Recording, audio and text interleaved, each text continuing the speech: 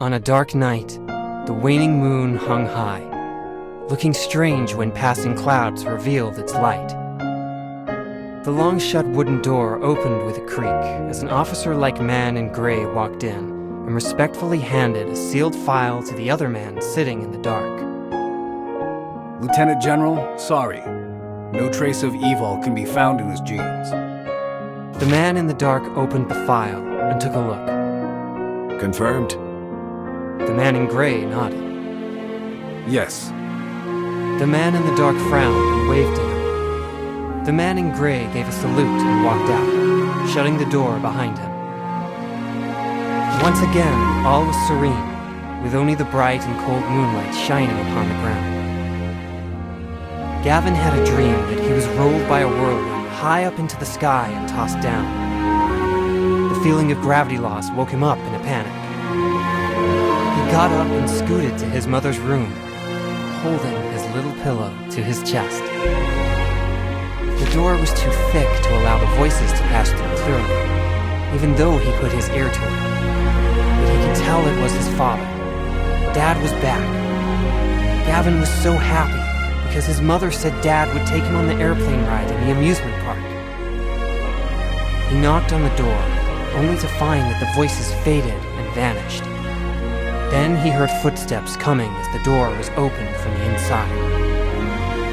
He tried to steady his leaning body, but still bumped into a pair of legs. He raised his head, smiled with surprise, and shouted up at the man. No response. He heard his mom's voice. Dear, why did you wake up? The stern man put him aside and left without a word. Mom held him close, patted his back, and sent him to his room. Mom? Why is Dad have to leave so soon? Hearing the question, Gavin's mother Wardia shivered and gently kissed Gavin's forehead. Because Dad is busy. He will play with you when he finishes his work. Gavin thought for a few seconds and nodded in earnest. But when? Sitting on the stairs and watching Mom's back in the first-floor lobby, Gavin couldn't help wondering. Gavin always waited with his mother and succumbed to drowsiness, waking up the next morning only to find that he was already in his small bed. He kicked the quilt away and rushed to his mother. Mom, did Dad get back last night? Mom crouched down and looked him in the eye with no answer, smiling. Gavin, you'll be a big brother later. You should eat your breakfast alone from now on. Gavin tilted his head, seemingly befuddled. He couldn't remember how long it had been since the last time he saw his father, but his mother still cooked for 3. He was confused and told his mother not to waste food. His mother always praised him for his suggestion and said, But I must prepare Dad's share. Why? Dad works hard, and he will be happy to see the food is ready when he comes back. His mother explained, patiently. Gradually, the word Dad became strange to Gavin, and the word proved even more difficult when he learned to write. He always scratched it out in frustration. Wardia was confused about the black mess on his homework page. He lowered his head and said nothing. After scrutinizing the black traces of hard-used pencils, Wardia seemed to understand. She patted Gavin's head softly. It's okay. I'll teach you. Soon, Gavin saw his father again. He seemed to have also met what his mother called his younger brother, wrapped in a tiny quilt and lying next to her. Standing by the bed, he could see the strange little baby in the quilt. The baby was peacefully asleep with a frown, and was seemingly coated in thin lightning flashes all over his body. Gavin was pushed back by the man across from him before he was able to say hi to the little baby. The man's cold voice said, Don't touch him. After growing 10 centimeters higher, Gavin was no longer the kid who would ask why. A cold look always on his small face, he took the hand of his young brother, who just learned to walk, and frightened away a few adults who wanted to get close to the two lovely boys. His mother had to apologize, and said he was not in the mood. And indeed, he had not been in the mood recently. He didn't want to go to school. In addition to his little brother, there was an annoying girl who was clinging to him all the time.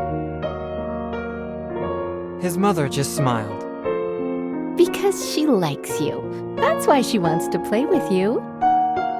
His brother nodded, though he didn't understand. Gavin curled his lips. But I don't like her. I don't want to play with her. Why not? She's too annoying and noisy. Always taking my stuff and scribbling in my book. She always wants to play house. I don't like it. His mother laughed. Then what kind of friend do you want to play with? Gavin had no answer. There was seemingly no one that he liked in the class. They were all too bothersome and emotional. He shook his head honestly, for something occurred to him. Someone like my brother. I want someone like my brother.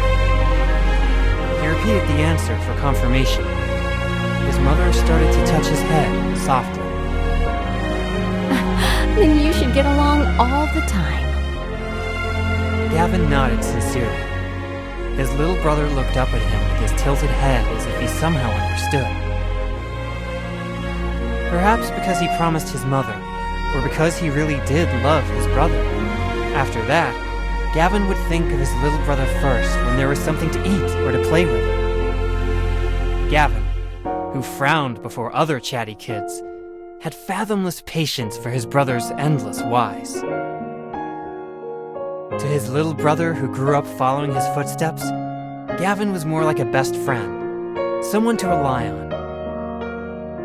Gavin always kept to himself and stayed away from trouble, until that happened.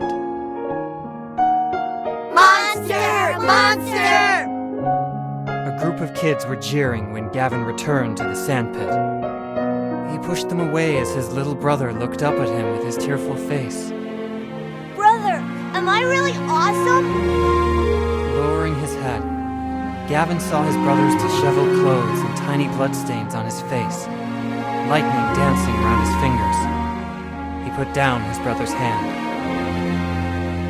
And the boy beside him was twitching, face bruised.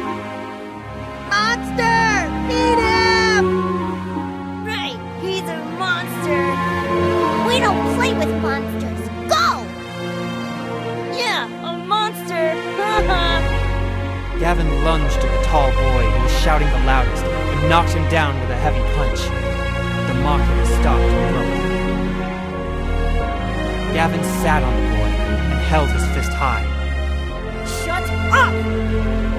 Bordia's mind went blank as she picked up the phone and hurried to the hospital.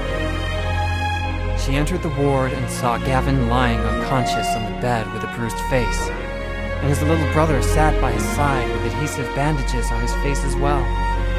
A sharp pain came to her heart. She lowered herself, gentle enough to hold back her tears, and touched Gavin in his little brother's face. Does it hurt? Gavin's little brother shook his head. At that moment, Dad walked in. He looked at Gavin, his face expressionless, and took the hand of his younger son in an attempt to walk out. Bordia grasped the man's hand. Gavin is injured. The man's voice was emotionless. Let go. Bordia would not listen. She clutched his hand tightly, her voice somewhere between a firm statement and begging. He is your son. The man removed her hands, still no emotion in his tone. I don't need a son. You know exactly what I need. Gavin didn't know how long it had been before his father reappeared in the mansion. Nearly too long to remember he even had a father. Yet his father was back with the news that he would take his brother away. Gavin was utterly shocked, unable to speak a word. His mother approached the man and whispered. Let's have a talk. Gavin had no idea what they were talking about. He heard his father's vague voice. It's useless. It can't become... I don't need this. He hardly saw his father these past years, but he knew his father didn't like him and treated his brother differently. Although his father was also cold to his brother, Gavin knew his father was different when he looked at him. Rumor had it the reason his brother was taken away was that he possessed what Gavin did not. That also accounted for his father's indifference. But his father didn't take his brother on that day. He disappeared again for a long time. I don't want to go with Dad. Sitting next to Gavin, his brother was staring at the toy plane in Gavin's hands. That was the gift Gavin had spent days preparing for his brother's kindergarten graduation. Brother, how about telling Dad I don't want to go? Gavin looked at him and asked, Why? Don't you always want to play with Dad? But I like you more. You're way cooler. His brother gave a sly smile. And I'll protect you and Mother. Gavin replied with contempt. I don't need your protection. His brother showed his unfledged biceps and began laughing. Just wait and see. I'll protect you and Mom when I grow up. Gavin installed the last wing and passed the plane to his brother. Done. Cool! Holding the plane, his brother ran around the room.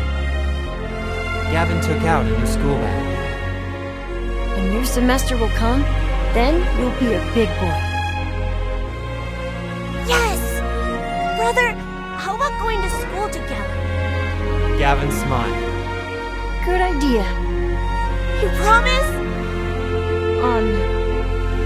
I promise. One day, Gavin went to school as usual. But his brother didn't receive him after he got back. There was no sign of his brother. At dinner, he asked his mother. Mom? Where's my brother? His mother didn't know how to answer him as her hand suspended in the air.